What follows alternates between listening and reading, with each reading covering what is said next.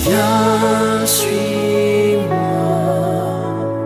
trouve à ma croix un peuple affranchi. Viens, suis-moi, laisse-moi porter tes peines, tes soucis. Suis mes pas, rêve avec moi ta nouvelle.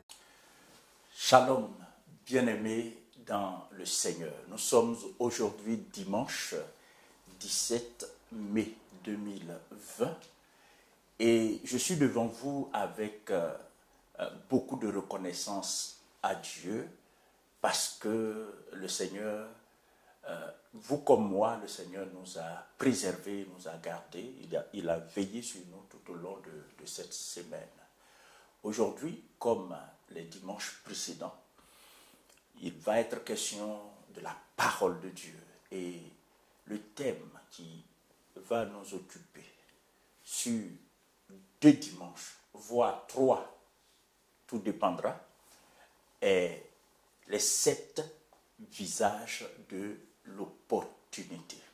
Je répète, les 7 visages de l'opportunité. Je voudrais, comme à l'accoutumée, que nous prions pour demander la grâce et la faveur de Dieu sur sa parole et sur nos entendements pour que nous soyons réceptifs mieux que nos cœurs soient fertiles. Prions donc notre Seigneur. Père céleste, ce matin encore, tu nous fais la grâce de nous retrouver à tes pieds comme autrefois Marie était assise à tes pieds pour être abreuvée des paroles qui sortaient de ta bouche. Ce matin, nos cœurs sont ouverts devant toi. Nous voulons, notre Dieu, que ta parole vienne tout droit à nous, qu'elle impacte nos vies, qu'elle nous transforme, qu'elle transforme notre vision, Seigneur, de la vie, notre façon de percevoir la vie. Étends donc ta main sur cette parole, qu'elle soit vivante, qu'elle soit dynamique, qu'elle soit forte, Seigneur, pour accomplir la mission pour laquelle tu l'envoies. Je bénis tous ceux et celles qui seront exposés, ou qui sont et qui seront exposés à ta parole ce matin, au nom de Jésus-Christ. Amen. Bien-aimés dans le Seigneur, le sujet devant nous, comme je l'ai indiqué, c'est les 7 visages de l'opportunité. Je voudrais très rapidement vous demander de prendre vos Bibles. Nous allons aller vite parce qu'il y a beaucoup à dire, non seulement aujourd'hui, mais également dimanche prochain et probablement le dimanche d'après, celui de la semaine prochaine. Pour la simple raison que le sujet que nous allons aborder ce matin, qui parle de l'opportunité, ce sujet-là est absolument important. Vous aurez l'occasion de le comprendre. Alors, rapidement, nous allons prendre Ecclésiaste d'abord, chapitre 9. Ecclésiaste, chapitre 9, et les versets 10, 11 et 12. Je lis. Tout ce que ta main trouve à faire avec ta force, fais-le, car il n'y a ni œuvre, ni pensée, ni science, ni sagesse dans le séjour des morts où tu vas. Verset 11, j'ai encore vu sous le soleil que la course n'est point aux agiles, ni la guerre aux vaillants, ni le pain aux sages, ni la richesse aux intelligents, ni la faveur aux savants, car tout dépend pour eux du temps et des circonstances. Verset 12, l'homme ne connaît pas non plus son heure, pareil aux poissons qui sont pris au filet fatal et aux oiseaux qui sont pris au piège. Comme eux, les fils de l'homme sont enlacés au temps du malheur lorsqu'il tombe sur eux tout à coup. Ce texte nous plonge, n'est-ce pas, dans le sujet qui va nous préoccuper tout au long de ce message, à savoir l'opportunité ou les 7 visages de l'opportunité. À la suite de ces 2 textes, je voudrais lire un autre texte, mais dans 2 versions différentes. 1 Chronique chapitre 12 et le verset 32. Il est dit dans la version Darby, et des fils d'Isaacar qui savaient discerner les temps pour savoir ce que devait faire Israël, leur chef, 200 et tous leurs frères à leur commandement. Donc, dans ce texte, il s'agit des fils d'Isaacar qui avaient la grâce du discernement. Ils pouvaient discerner les temps et les saisons et partant informer Israël de ce qu'il convenait de faire. Dans la version Louis II, le même verset est rendu de la façon suivante. Des fils d'Isaacar, ayant l'intelligence des temps pour savoir ce que devait faire Israël, 200 chefs et tous leurs frères sous leurs ordres. Bien-aimés, quand nous parlons d'opportunité, nous pouvons simplement la définir comme un concours de circonstances qui peut revêtir diverses formes. Ce concours de circonstances nous expose à des situations, à des événements, à des personnes, à des faits qui, sagement exploités, peuvent représenter des tremplins vers des expériences extraordinaires, des expériences, des aventures bénissantes et enrichissantes. En réalité, notre existence, notez-le bien, notre existence sur la terre en tant qu'être humain, de notre naissance jusqu'à notre mort, notre existence est jalonnée d'opportunités. Est jalonnée d'opportunités. Les unes aussi importantes que les autres, même si en apparence elles n'ont pas les mêmes envergures, ou la même envergure. Ce sont des choses que nous devrons comprendre.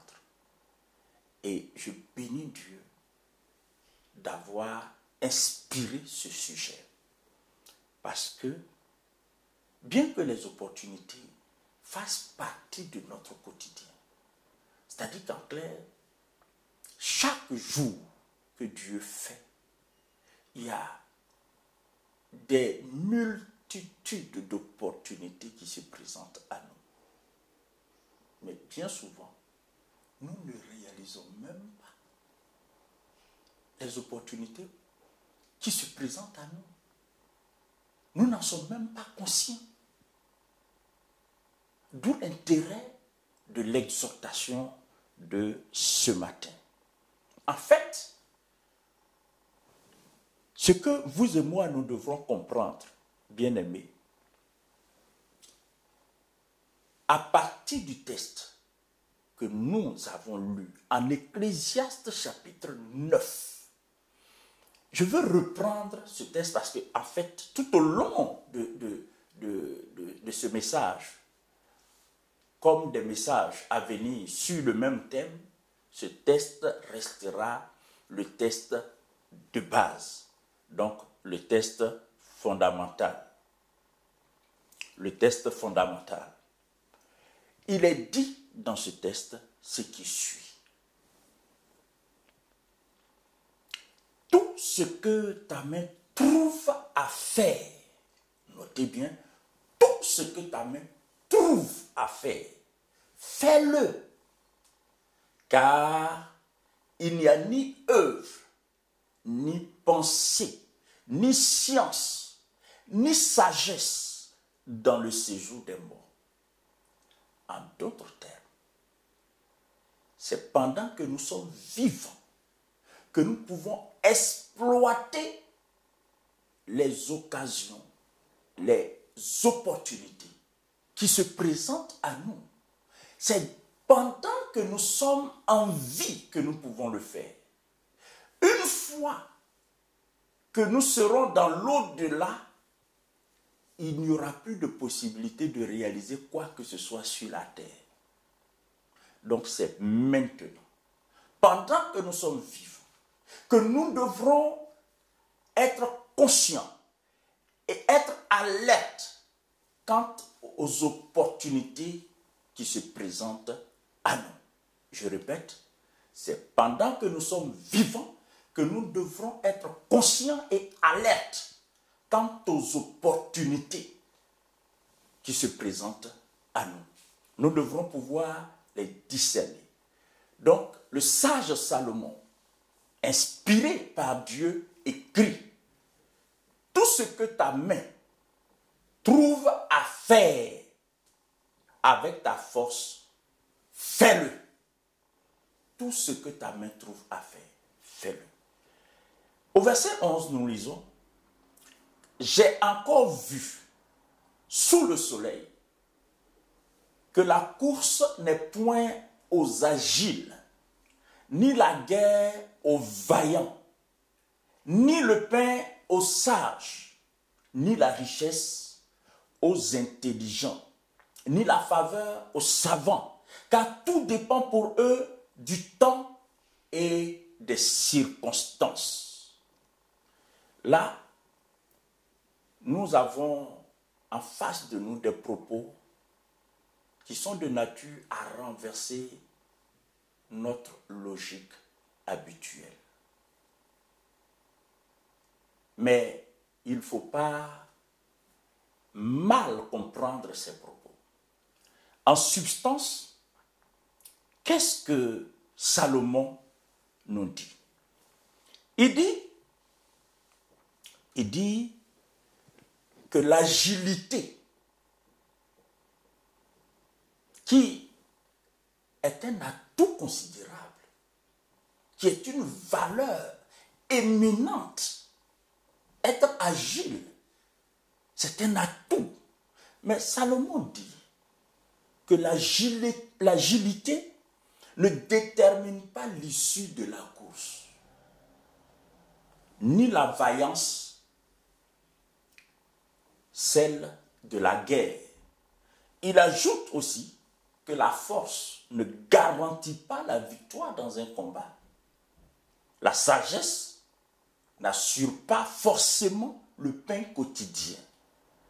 Et l'intelligence n'augure pas la richesse. Enfin, il dit que le savoir ne commande pas la faveur.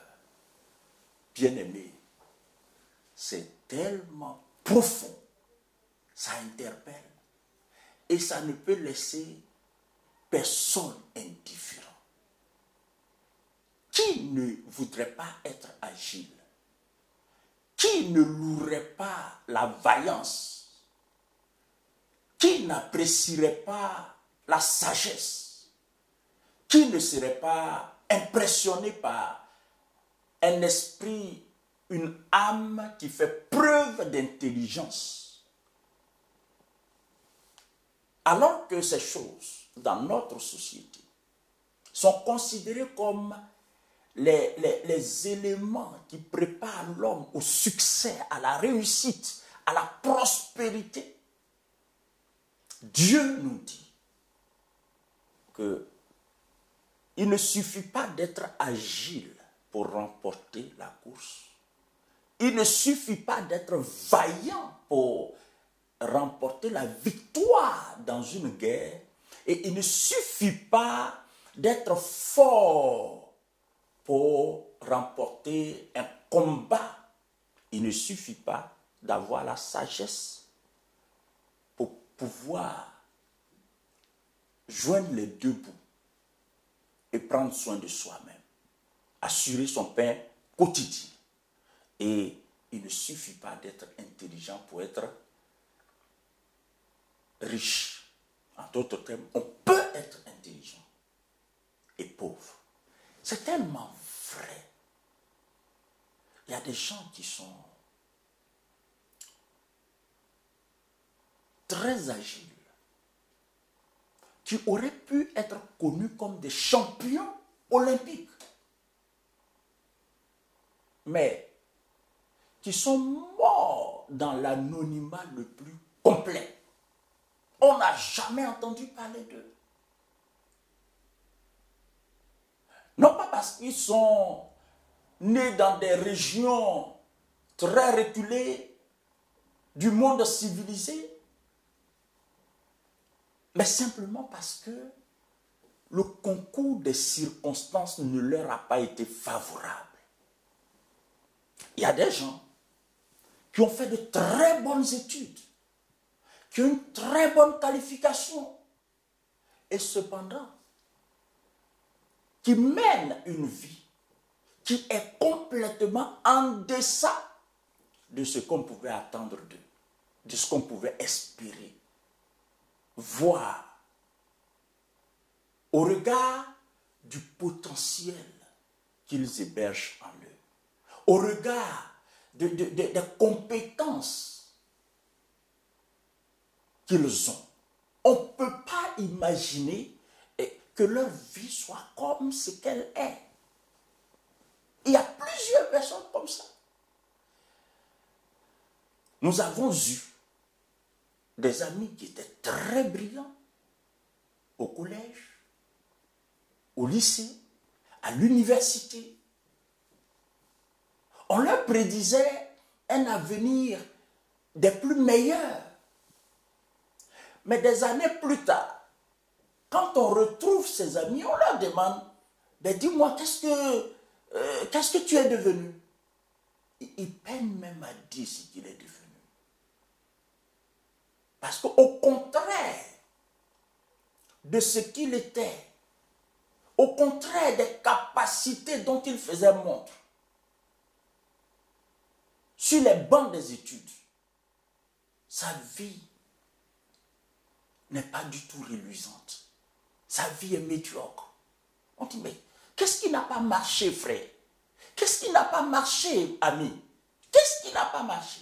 Voyez, frère et sœurs, vous qui m'écoutez, tout ne dépend pas de l'agilité. Tout ne dépend pas de la vaillance. Cela ne veut pas dire que l'agilité n'est pas importante. Cela ne veut pas dire que la vaillance n'est pas importante. On ne peut pas décrier la sagesse. On ne peut pas nier l'atout que l'intelligence, la sagesse, la vaillance, l'agilité, le savoir, l'éducation, la formation académique représentent. On ne peut pas nier ces choses. Seulement, ce que Dieu est en train de nous dire ce matin, c'est que ces choses, quelque importantes qu'elles soient, ne déterminent pas le succès et la prospérité. À elles seules, ne déterminent pas le succès et la prospérité dans une vie. Dieu dit, toujours en Ecclésiaste chapitre 9, au verset 11, je reprends, « J'ai vu sous le soleil que la course n'est pas aux agiles, ni la guerre aux vaillants, ni le pain aux sages, ni la richesse aux intelligents, ni la guerre, ni la faveur aux savants. Et le sage Salomon termine en disant, car tout dépend pour eux du temps et des circonstances. Tout dépend pour eux du temps et des circonstances. Bien-aimés, c'est une chose que nous devrons comprendre. Les circonstances ou le concours de circonstances, qui ne sont rien d'autre que des opportunités qui se présentent à nous, sont ces opportunités ou ce concours des circonstances, ce sont des choses déterminantes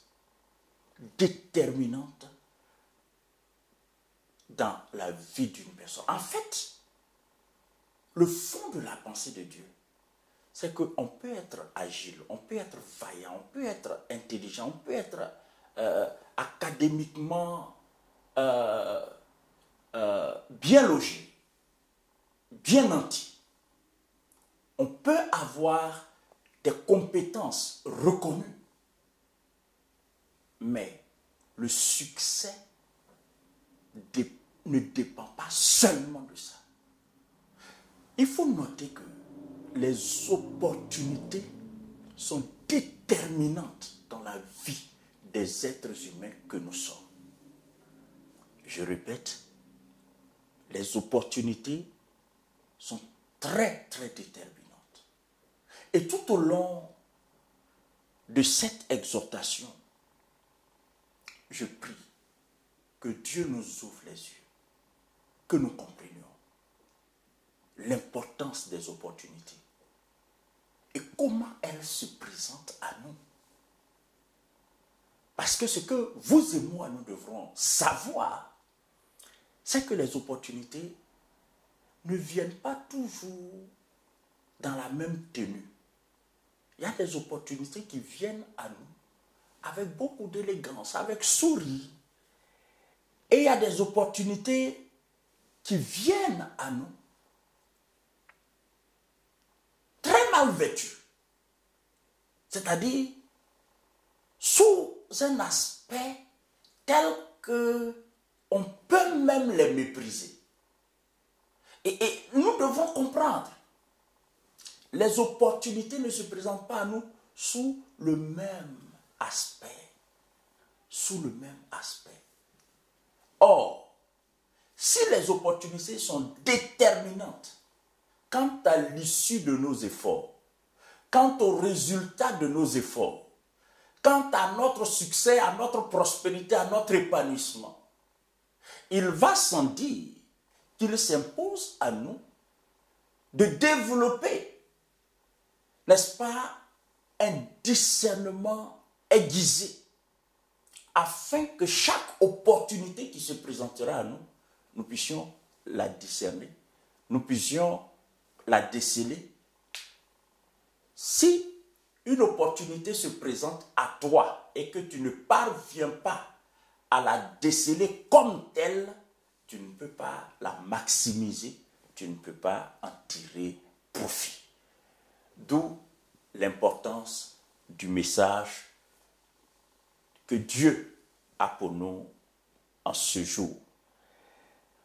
Autre chose, concernant les opportunités, il faut savoir que chaque opportunité a une date de péremption. Les opportunités apparaissent et disparaissent. Les opportunités apparaissent et disparaissent. Nous sommes nombreux, et moi en premier, qui regrettons quand nous regardons dans le rétroviseur de notre vie. Nous sommes nombreux à regretter les opportunités que nous avons ratées, les opportunités que nous n'avons pas eu la sagesse de saisir, les opportunités que nous avons sous-exploitées ou mal exploitées ou que nous n'avons pas du tout exploitées. Ces opportunités, on souhaite les revoir, mais malheureusement,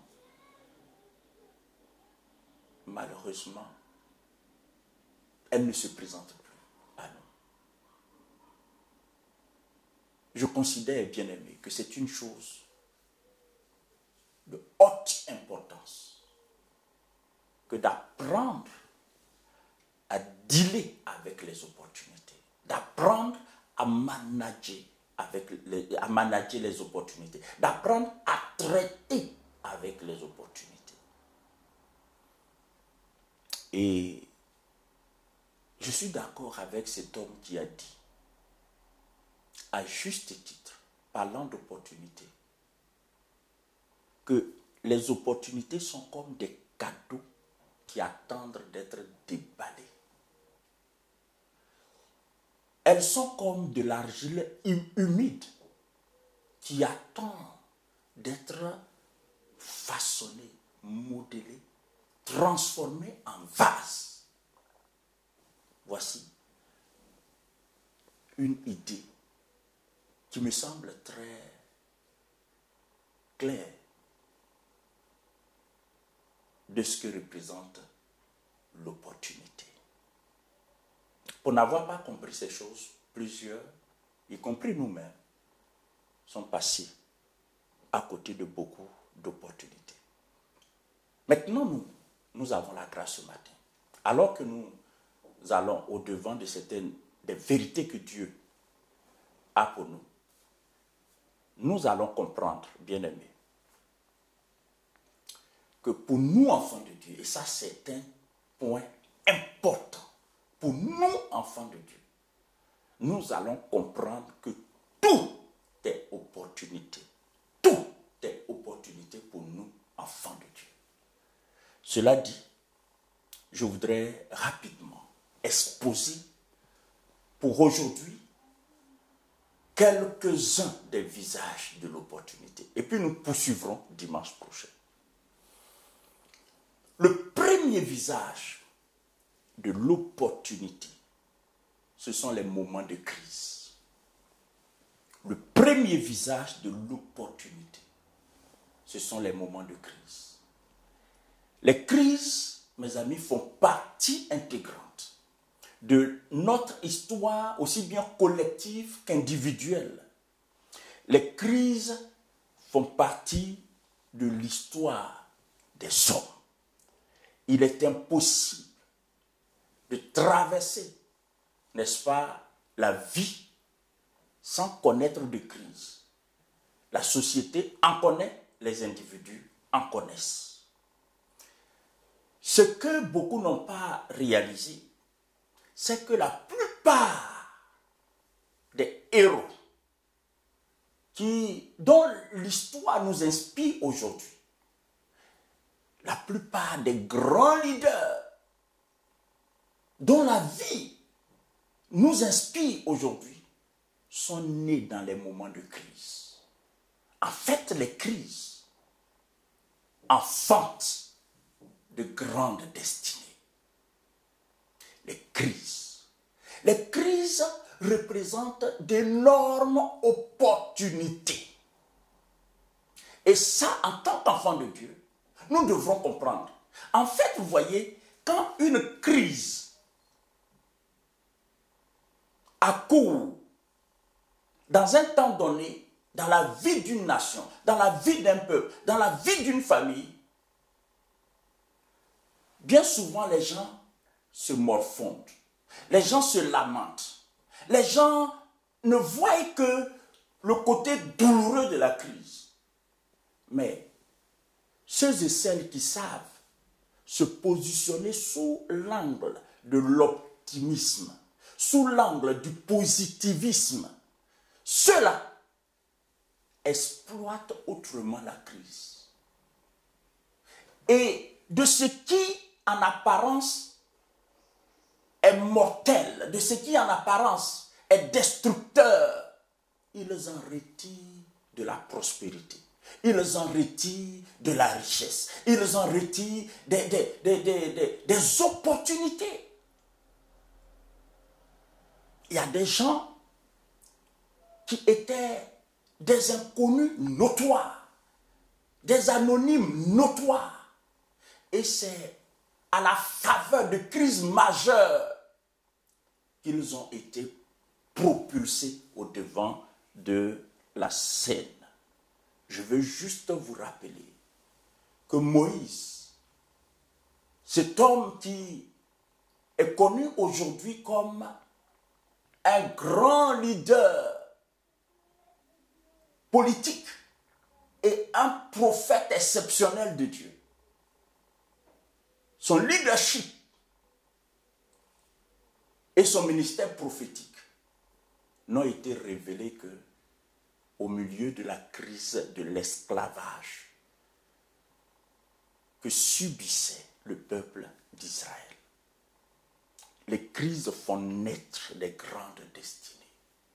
Tout dépend du côté où on se positionne. Tout dépend de ce qu'on voit dans la crise. De ce qu'on voit dans la crise.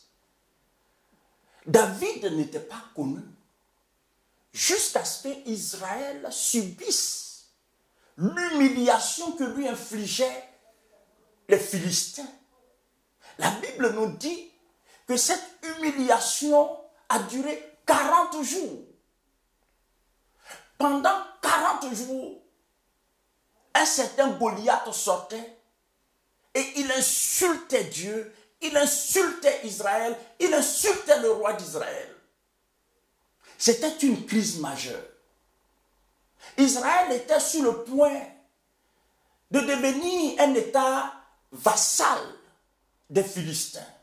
Israël était sur le point d'être assiégé par les Philistins. Le roi ne savait où donner de la tête.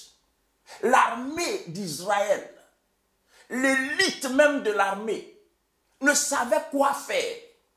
À chaque sortie de Goliath, c'était la débandade, la peur. Goliath était devenu un vrai problème pour le peuple d'Israël. Jusqu'au jour où le jeune David,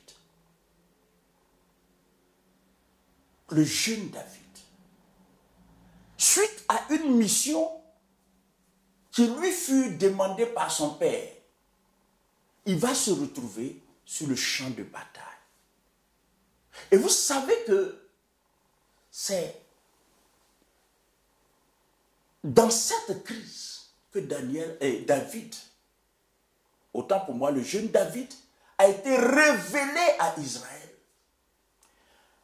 En 1 Samuel chapitre 17, au verset 54, il est dit, David prit la tête, après avoir tué bien sûr le Philistin. David prit la tête du Philistin et la porta à Jérusalem. Et il mit dans sa tente les armes du Philistin. Lorsque Saül avait vu David marcher à la rencontre du Philistin, il avait dit à Abner, suivez très bien, il avait dit à Abner, chef de l'armée, de qui ce jeune homme est-il le fils? Écoutez la réponse d'Abner. Abner répondit, aussi vrai que ton âme est vivante, ô roi, je l'ignore. David était inconnu. Il était inconnu. Informe-toi donc de qui ce jeune homme est fils, dit le roi. Et quand David fut de retour, après avoir tué le Philistin, Abner le prit et le mena devant Saül. Waouh! Mes amis, David qui quitte le troupeau de son père parce que envoyé pour s'enquérir des nouvelles de ses frères sur le champ de bataille, donc notamment Eliab, Abinadab et les autres. personne ne pouvait lui prédire une telle destinée. David même était à 1000 lieues de pensée. C'est vrai que Dieu lui avait déjà fait grâce dans le chapitre 16. Il avait été moins en secret pour succéder à Saül. Mais personne ne le connaissait à part les membres de sa famille qui étaient là lors de cette cérémonie de consécration en tant que roi successeur de Saül. Personne ne connaissait David. Qu'est-ce que je veux dire? Ce que je veux dire, c'est que c'est cette crise majeure qu'Israël a rencontrée qui a été utilisée par Dieu pour révéler David. Réalisez avec moi que juste après avoir tué Goliath, la première bonne chose qui est arrivée à David, c'est qu'il a été conduit devant le roi. Être conduit devant le roi, à cette époque comme dans notre époque actuelle, c'est une faveur. Rencontrer le roi, c'est une faveur. Et surtout rencontrer le roi après un exploit comme celui dont il a été l'instrument, ou disons l'auteur. Le roi le reçoit. Et qui sait ce que le roi a pu lui remettre? Comment le roi a pu le féliciter? Alors la Bible dit que quand David fut de retour après avoir tué le Philistin, Abner le prit et le mena devant Saül. La crise a révélé David. David a su tirer profit de la crise. Quand il a entendu les injures que proférait Goliath contre Dieu, contre le roi, contre Israël, il en a été offusqué. Ça a provoqué en lui une sainte révolte. Cette révolte va être utilisée comme matière par Dieu pour libérer Israël. En fait, vous savez quoi? Si nous parvenons à tirer profit d'une opportunité, cette opportunité fait naître d'autres opportunités. Toute opportunité sagement exploitée génère de nouvelles opportunités. Et plus grandes encore, plus merveilleuses. Parce que l'opportunité, c'est une porte ouverte devant laquelle Dieu nous place. Mais encore faut-il qu'on voie la porte ouverte. Oui. Dans une crise, il y a des portes ouvertes. Mais si tu ne vois la crise que sous son aspect de crise, tu ne comprendras pas le profit que tu peux tirer d'une crise. Aujourd'hui, nous sommes en crise. Aujourd'hui, le monde est en crise. Et demain, le monde sera en crise. Aujourd'hui, c'est la pandémie qui fait l'actualité. Demain, c'est la crise économique qui fera l'actualité. Cette crise va-t-elle te détruire ou c'est toi qui vas en tirer profit? Ce message vise à te préparer, à me préparer à tirer profit de toute forme de crise, toutes les formes de crise. Parce que pour nous, enfants de Dieu, tout est opportunité. Dis Amen. Tout est opportunité. Selon Romains chapitre 8, verset 28. Toutes choses concourent au bien de ceux qui aiment Dieu et de ceux qui sont appelés selon ses desseins. Donc, si toutes choses concourent au bien de ceux qui aiment Dieu, donc de toi et de moi, nous aimons le Seigneur, nous sommes enfants de Dieu, nous sommes en alliance avec Dieu. Donc, tout pour nous est opportunité. Tout. Il faut que nous changions notre façon de voir les crises. Qu'elles soient des crises sociétales, qu'elles soient des crises d'ampleur, des crises collectives, ou qu'elles soient des crises personnelles. Les crises personnelles, j'en parlerai tout à l'heure. Mais là, il s'agit des crises d'une certaine ampleur, des crises qui touchent à la famille dans son ensemble, à la tribu dans son ensemble, à un peuple, à une population, à une nation. Oui, quand il y a des temps de crise, il faut que vous et moi, nous ayons un regard qui nous permette de tirer profit de la crise. C'est absolument important. Parce que la crise, vous savez, il y a eu la crise de 1929, la plus grande crise économique des temps modernes. Mais il y a des hommes aujourd'hui qui sont devenus incontournables parce que hier, pendant cette crise, ils ont su tirer leur épingle du jeu. Mais tout dépend de l'angle à partir duquel on regarde la crise, on observe la crise, on étudie la crise, on perçoit la crise. David, quand il sort de son affrontement, quand il sort de son combat contre Goliath, il est conduit devant le roi, donc au palais. Il est conduit devant le roi. Bien-aimé, quand il arrive, au verset 58, la Bible dit, Saül lui dit, de qui es-tu fils?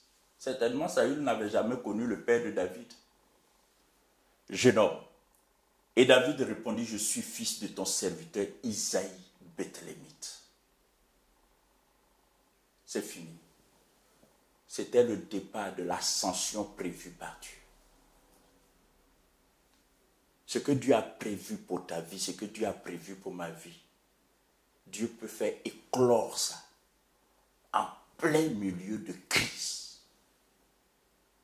La crise est une opportunité. La crise était une opportunité. Et depuis le jour où David a été introduit au roi Saül, au chapitre 18, à partir du verset 1, nous lisons David avait achevé de parler à Saül. Et dès lors, l'âme de Jonathan fut attachée à l'âme de David. Voyez, David tue Goliath. Il y a d'abord une crise. David intervient courageusement. Il relève le défi. Il tue Goliath. Il est présenté à Saül. Et juste après sa conversation avec Saül, Jonathan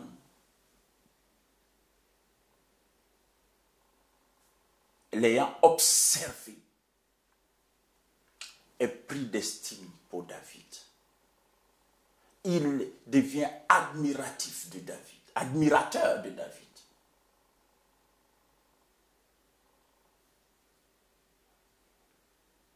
Il va faire alliance avec David. Et pour ceux et celles qui étudient la Bible, vous savez ce que cette alliance va représenter comme bénédiction pour David. Dans les textes suivants, il est dit, ce même jour, Saül retint David et ne le laissa pas retourner dans la maison de son père. Jonathan fit alliance avec David parce qu'il l'aimait comme son âme. Et au verset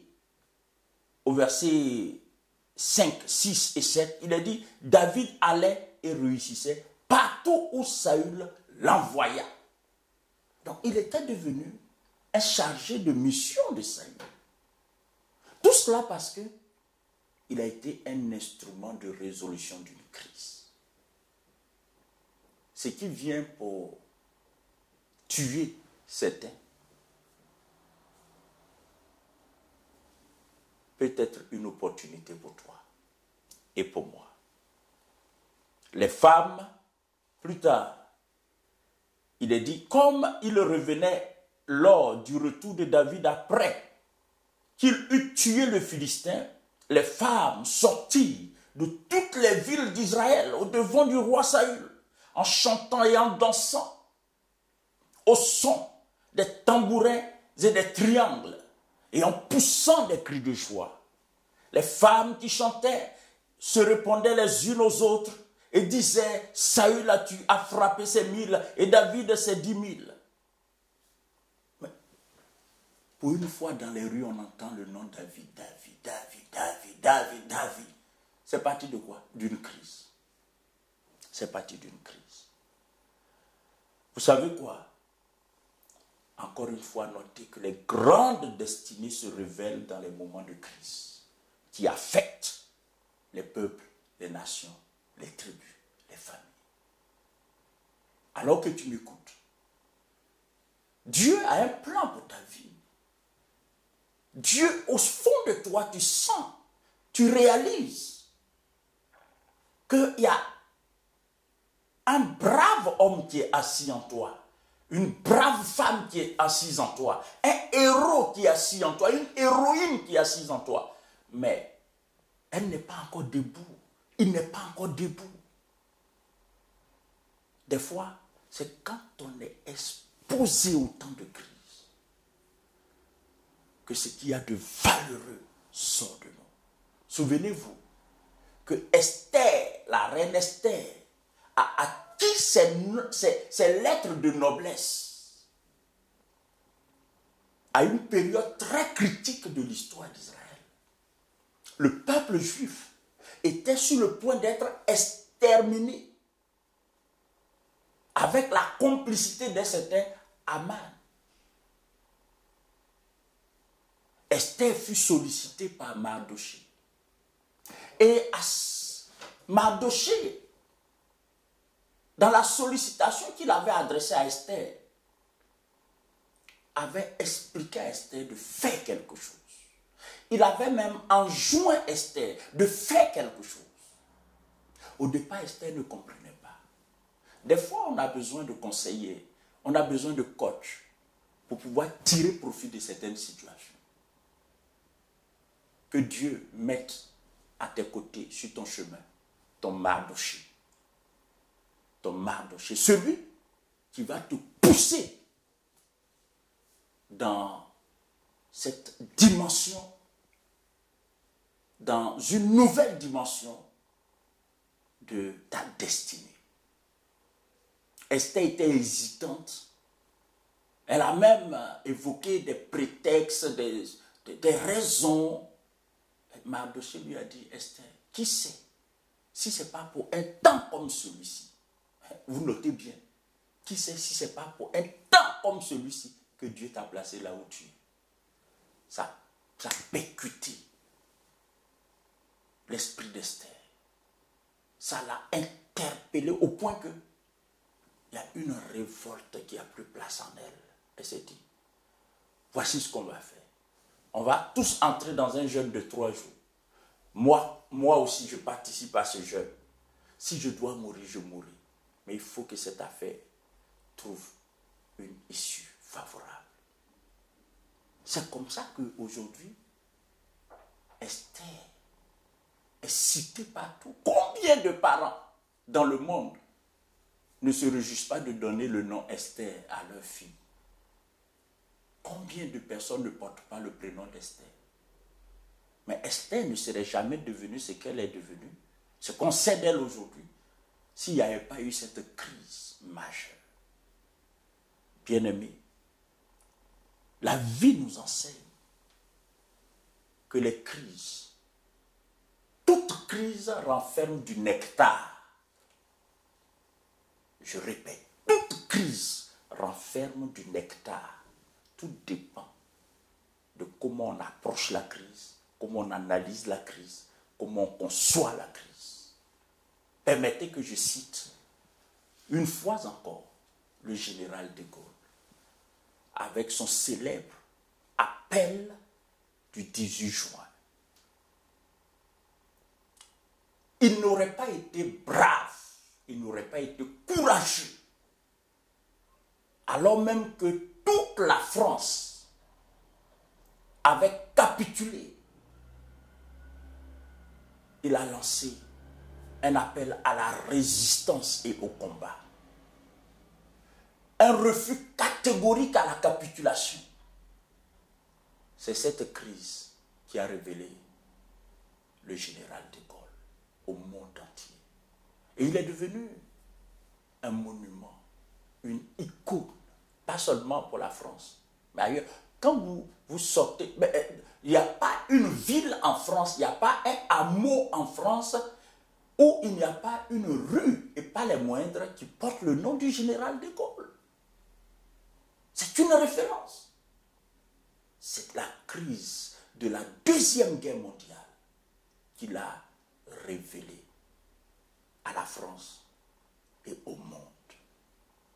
Les moments de crise sont aussi, pour les personnes audacieuses et déterminées, des circonstances fécondes en espoir. Oui, les moments de crise sont des circonstances fécondes en espoir. Pourvu qu'on soit audacieux, pourvu qu'on ait un bon discernement, pourvu qu'on soit déterminé à aller jusqu'au bout. Et c'est ce que Dieu souhaite pour toi, c'est ce que Dieu souhaite pour moi. Les moments de crise, donc, ne doivent pas être regardés par nous comme les hommes du dehors les regardent. Parce que il y a du nectar dans les crises. Les crises renferment du nectar. Qui aurait prédit la venue d'un homme comme Nelson Mandela? C'est la crise de l'apartheid qu'il a révélé au monde. Son combat contre l'apartheid l'a conduit en prison. Il y a passé 27 ans. Aujourd'hui, Nelson Mandela, bien que mort, reste gravé dans la mémoire des hommes. Pas seulement dans les archives de l'histoire, mais dans la mémoire des hommes. Son nom est cité. D'ailleurs, c'est l'un des rares présidents africains à être plébiscité, qui a été plébiscité durant son règne en tant que président, son mandat en tant que président, par les nations européennes. C'est la crise de l'apartheid qui l'a révélé. Donc, le premier visage de l'opportunité, ce sont les crises majeures qui affectent des familles, qui affectent des tribus, qui affectent des peuples. Le deuxième visage de l'opportunité sont les situations complexes et éprouvantes qui s'imposent à nous et qui nous défient personnellement. Qui nous défient personnellement. Comme je le disais tantôt, tout est opportunité pour nous. Parce qu'au-dessus de nous, nous avons un Dieu qui est le maître des temps et des circonstances. Et donc qui a la capacité de faire en sorte que toutes les circonstances convergent à notre bien-être, concourent à notre bien-être. Bien-aimés, dans l'Ancien comme dans le Nouveau Testament, nous avons des récits qui rapportent la vie d'hommes et de femmes qui, sous pression, ont été révélés, qui, sous pression, ont expérimenté des dimensions extraordinaires.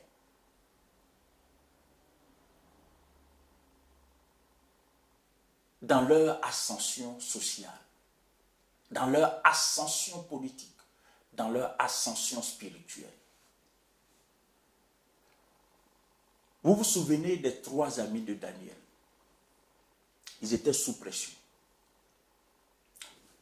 pour avoir refusé d'adorer la statue érigée par Nebuchadnezzar, ils ont été jetés dans la fournaise ardente, 7 fois chauffés. Ils n'ont pas renoncé à leur foi. C'était une pression terrible, une épreuve terrible, une épreuve redoutable. Personne ne souhaite cette épreuve. Mais ils ont affronté l'épreuve. Ils ont affronté la sentence du roi. Ils ont été jetés dans la fournaise. L'histoire nous est rapportée en Daniel chapitre 3. Ils en sont sortis vivants. Parce que pendant qu'ils étaient dans la fournaise, eux-mêmes, ils ont fait une expérience qu'ils n'avaient jamais faite dans leur vie. Jésus-Christ, sous la forme d'une théophanie, est descendu dans cette fournaise. Une expérience extraordinaire à leur époque. À leur époque. Le roi a pu constater qu'au lieu de 3 personnes, il voyait 4 personnes. Mais la 4e personne avait un aspect totalement glorieux. Dans la pression, je dis bien dans la pression, il peut y avoir de l'ascension. Parce qu'au sortir de cette épreuve, voici ce que le roi va faire. Le roi va interdire à quiconque de mal parler du Dieu d'Abed-Nego, du Dieu de Shadrach, du Dieu de Meshach. Ils vont être honorés plus qu'ils ne l'étaient. Nous avons aussi l'exemple de l'apôtre Paul. Vous savez, le jour où Paul a fait l'expérience de sa conversion au Seigneur, nous sommes en Actes chapitre 9. Je voudrais lire juste les versets 15 et 16. En Actes 9, versets 15 et 16, il est dit, mais le Seigneur lui dit, va, car cet homme est un instrument que j'ai choisi pour porter mon nom devant les nations, devant les rois et devant les fils d'Israël. Notez bien, pour porter mon nom devant les nations, devant les rois et devant les fils d'Israël. Et je lui montrerai tout ce qu'il doit souffrir pour mon nom. Donc, qu'est-ce que je veux dire? Dieu avait rattaché à l'appel de Paul cette prophétie majeure qui déclinait les étapes dans l'accomplissement de son ministère et donc de sa destinée. Dieu s'était proposé et Dieu l'a annoncé prophétiquement à Paul, à Ananias, qui était chargé de prier pour Paul. Dieu a dit, cet homme-là, je le destine à prêcher aux nations, à prêcher aux rois et à prêcher à Israël. Après la prière d'Ananias, Paul va entrer dans son ministère. Je vous épargne certains détails. Mais alors qu'il exerçait le ministère, cette portion de sa vie ne s'était pas encore réalisée. Jusqu'à ce qu'il soit mis en prison à Césarée. Nous sommes en Actes chapitre 25. Paul avait été mis en prison à Césarée. Et étant en prison à Césarée, il fut amené devant le tribunal de Festus, qui était le gouverneur à cette époque. Festus l'ayant entendu, il n'avait rien vu de mauvais en Paul. Cependant, Paul, dans sa comparution, a évoqué sa double nationalité et son désir de comparaître devant César, donc à Rome. Mais avant d'être amené à Rome, il Il y avait un roi du nom de Agrippa qui était de passage. Et Paul a exposé sa situation devant le roi Agrippa. La leçon est la suivante. Dieu avait prophétisé sur la vie de Paul. Dieu avait destiné Paul à prêcher devant les rois. Donc devant les gouverneurs, devant des gens élevés en autorité. À quel moment cette prophétie s'est-elle accomplie? Quand Paul était emprisonné. Quand il était en prison. Il y a de très bonnes choses qui peuvent t'arriver quand tu es sous pression. De très bonnes choses. La pression des difficultés, la pression des circonstances défavorables, la pression de la crise que tu subis personnellement, que tu traverses personnellement, que tu affrontes personnellement, à laquelle tu es confronté personnellement, cette pression ne te tuera pas. Sache que le Dieu que tu sers, le Dieu en qui tu crois, est au contrôle de ta vie et il sait continuer d'écrire l'histoire de ta vie à travers des moments d'épreuve, les moments difficiles, les moments de crise. Les épreuves personnelles, tout comme les crises collectives, sont des opportunités. J'espère que toutes ces choses nous préparent à comprendre. La dernière chose que je veux dire pour ce jour, ce dimanche, le dernier visage, donc le troisième visage de l'opportunité. Soyez attentifs. Ce sont les personnes que nous rencontrons ou que Dieu attire sur notre chemin. Des personnes qui apparaissent à un moment précis ou à un autre dans notre entourage, dans notre proximité. Des personnes connues ou inconnues qui, à un moment donné,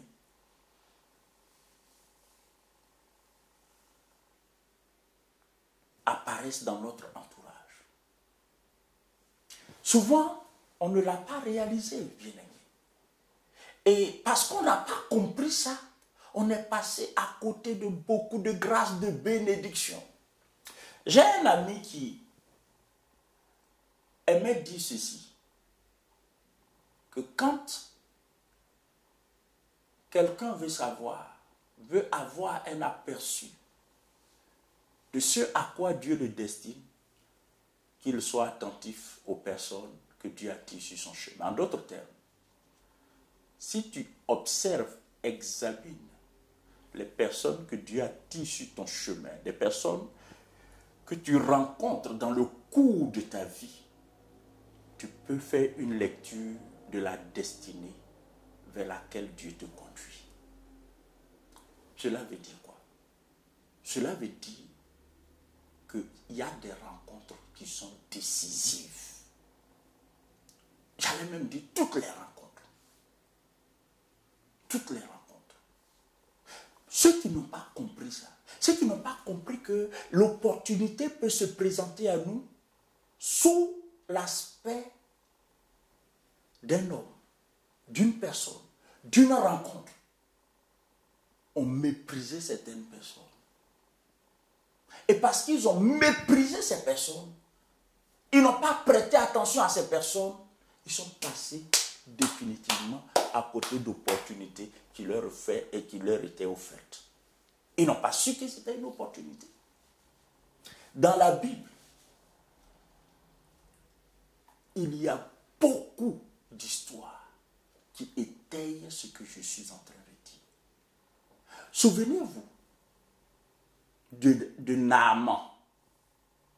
La Bible dit en 2 Rois, chapitre 5, à partir du verset 1 jusqu'au verset 6, et puis plus tard du 17 à 19, il y avait un officier supérieur syrien du nom de Naaman. Ce Naaman la Bible dit qu'il jouissait de la faveur de son maître et d'une grande considération. Car ce n'était pas lui que l'Éternel avait délivré les Syriens, mais cet homme fort et vaillant était lépreux. Or les Syriens, écoutez très bien, les Syriens étaient sortis par troupes et ils avaient emmené captive une petite fille du pays d'Israël qui était au service de la femme de Naaman. Si vous connaissez la Bible, même si vous n'êtes pas habitué à lire la Bible, je vous recommande ce texte, lisez-le. En fait, c'est cette petite fille captive, écoutez très bien, qui va faire une suggestion à la femme de Naaman. Elle dit ceci à la femme de Naaman. Oh, si mon Seigneur était auprès du prophète qui est à Samarie, le prophète le guérirait de sa lèpre. Naaman n'était pas au courant qu'il y avait un prophète qui guérissait. Il y avait un prophète qui était un instrument de miracle. Naaman ne savait rien de tout cela. C'est par la bouche de la petite fille. Une jeune fille captive de surcroît. Naaman aurait pu mépriser les propos en tenant compte du statut de cette fille. Mais non. Non seulement il a pris ses propos au sérieux, mais il les a rapportés au roi.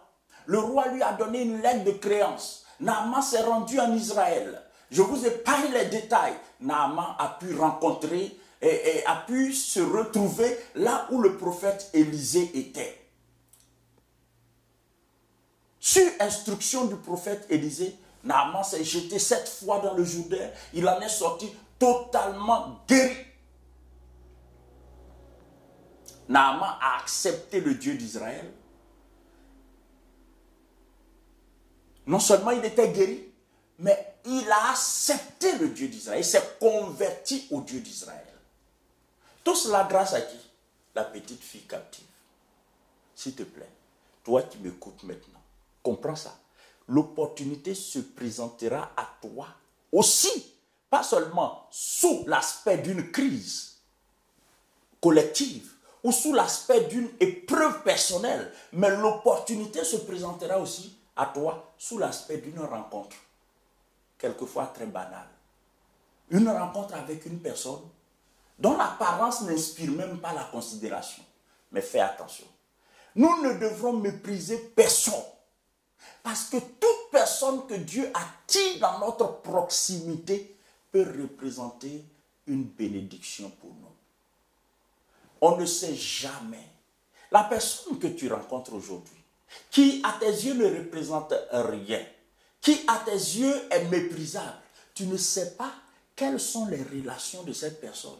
Vous savez, il y a des gens qui peuvent être issus de très bonnes familles, mais de par leur propre choix, vivent une vie malheureuse.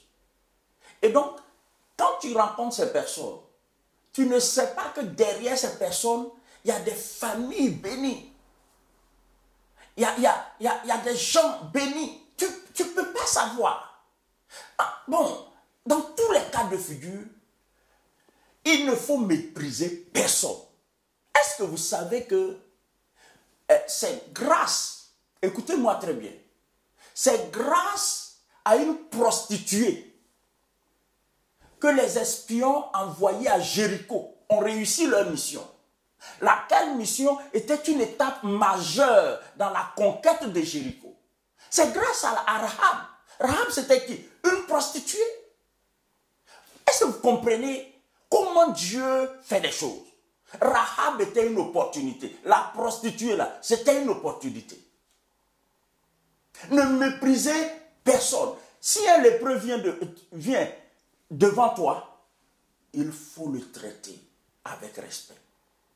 Comme tu traiterais un riche. Si un analphabète vient devant toi, traite-le avec respect. Fais ce que tu peux faire. La Bible dit, ce que ta main trouve à faire de bon, fais-le. Fais-le. Ne méprisez personne. Ne regardez pas à la poche des gens pour les considérer. Ne regardez pas au diplôme des gens. Ne regardez pas au statut social des gens. Ne regardez pas à leur titre.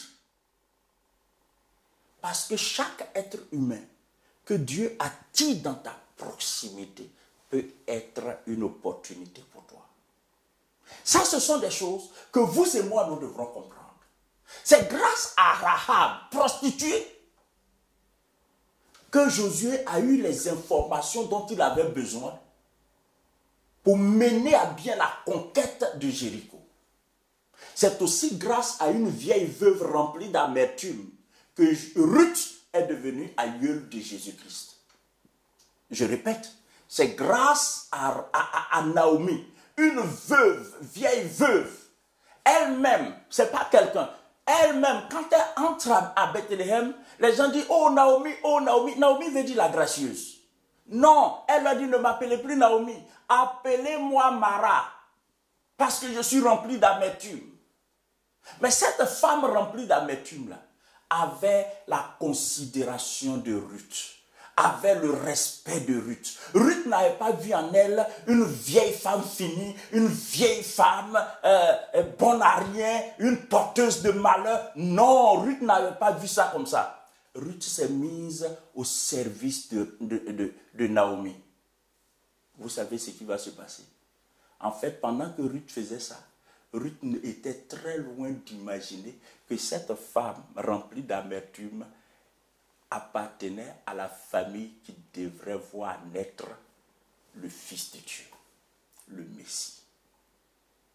Vous savez, nous ne connaissons pas le trésor que chaque rencontre contient. Chaque rencontre humaine, chaque relation humaine contient du trésor. Je voudrais vous faire remarquer, bien-aimés, que les crises représentent une opportunité. Les épreuves personnelles représentent une opportunité. Les rencontres que nous faisons dans la vie, tous les jours, représentent une opportunité. Il y a des gens qui ont insulté l'opportunité que Dieu a attirée sur leur chemin. Parce que l'opportunité avait un certain aspect. Il y a des gens qui ont méprisé l'opportunité qui se présentait à eux. Parce qu'ils n'ayant pas reconnu avec sagesse le diamant contenu dans cette opportunité. Vous savez, les sols, les terres où l'on exploite le diamant, les pierres précieuses, ces terres-là en surface ne brillent pas comme le diamant qui est à l'intérieur. C'est seulement quand on creuse qu'on découvre qu'il y a du diamant à l'intérieur. Prenons soin de nos rencontres. Prenons soin de nos relations. On ne sait pas ce que Dieu peut en faire. Souvenez-vous que c'est le prisonnier qui était avec Joseph en prison qui va parler de Joseph à Pharaon. Et c'est son témoignage qui va amener Pharaon à dire, mais amenez-le. C'est ainsi que Joseph va devenir premier ministre de Pharaon. Si tu méprises les rencontres que Dieu te permet d'avoir, si tu méprises les personnes que Dieu attire sur ton chemin, tu es en train de passer à côté de plusieurs opportunités. Et comme nous ne savons pas, c'est l'opportunité que représente chaque individu. Donc ne trions pas. Ne trions pas. Comportons-nous correctement avec chaque individu. Ce sont des choses qui, me semblent, doivent être comprises. Le dernier exemple que je voudrais partager avec vous, avant de conclure pour aujourd'hui. Vous connaissez tous l'histoire de la multiplication des pains. Vous connaissez cette histoire. Vous savez que Jésus était dans un lieu désert là. Et il y avait du monde. En tout cas, la Bible dit qu'il y avait 5000 hommes, sans compter les femmes et les enfants. Et puis il y avait les disciples de Jésus. Les disciples ont dit à Jésus, il faut dire aux gens de partir. Parce que là où on est là, il n'y a rien à manger.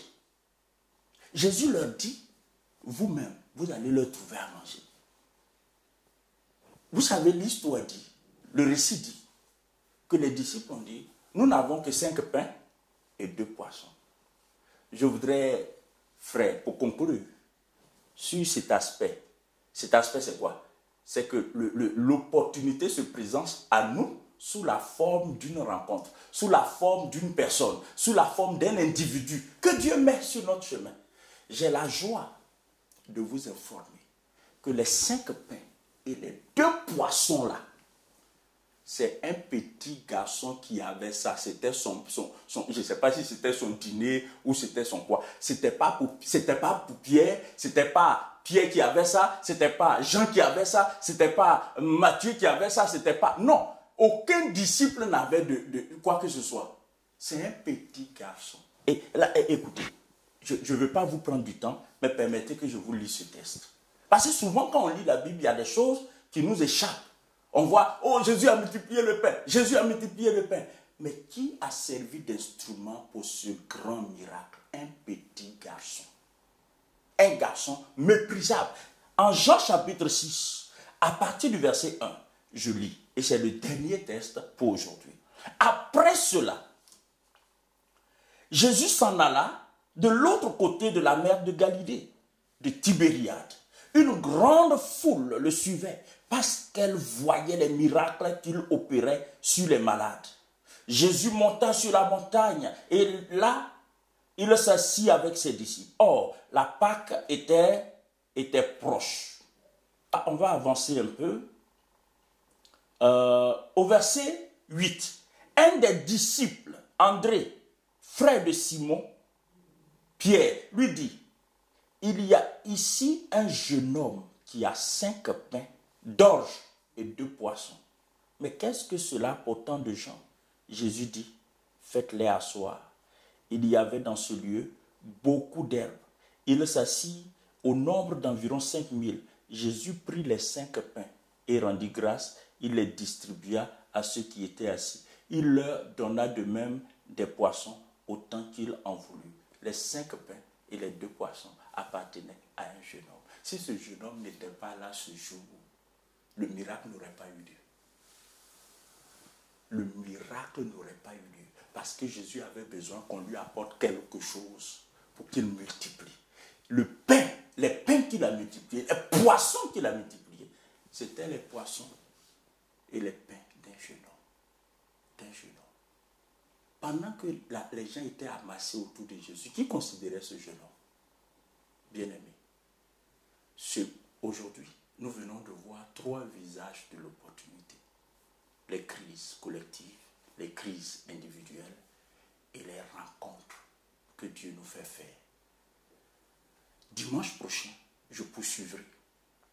Et dans la suite de ce message, que je vous invite à suivre fidèlement et à partager massivement, nous allons avoir l'occasion aussi, non seulement d'examiner les autres visages de l'opportunité, mais nous verrons aussi quelle disposition nous permettra, quelles sont les dispositions qui vont nous permettre d'exploiter, de maximiser profitablement les opportunités que Dieu suscite. Et on verra aussi comment nous-mêmes, de par certaines actions, de par certains actes, de par certaines actions, comment nous-mêmes, nous pourrons susciter certaines opportunités. Nous avons fini pour aujourd'hui. Je veux croire que tu as été béni. Seigneur, je prie ce matin que cette parole soit arrosée et qu'elle porte du fruit dans le cœur et dans la vie de chacun, qui que ce soit, qui, de par le passé, est passé à côté de certaines opportunités, parce qu'ayant manqué de sagesse, de discernement, Seigneur, je te prie, à partir même de ce qui a été dit, nous ne sommes pas encore à la fin du message, mais à partir de ce qui a été dit, que sagesse et discernement nous soient accordés, et que dès maintenant même, nous puissions avoir le discernement pour capter et déceler les opportunités qui se présentent à nous. Seigneur, que les personnes que tu attires sur notre chemin, Seigneur, que nous ne méprisions pas ces personnes. Au contraire, que nous traitions tout le monde avec égalité. De la même façon, que nous ayons la même considération pour tout le monde. Qu'il en soit ainsi, Père. Au nom de Jésus. Amen.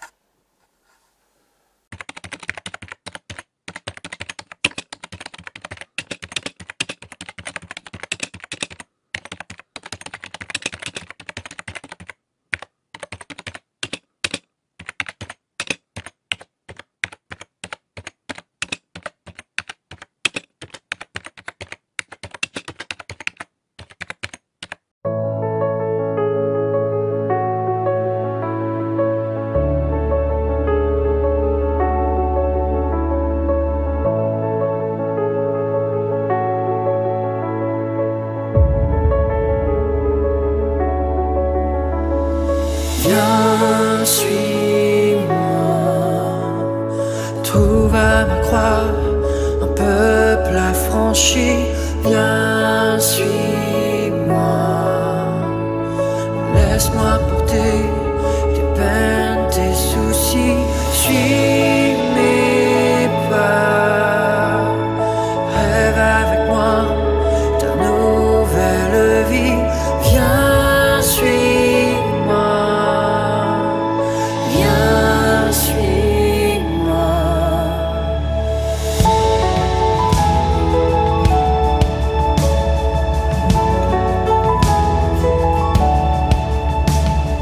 Prends ta croix.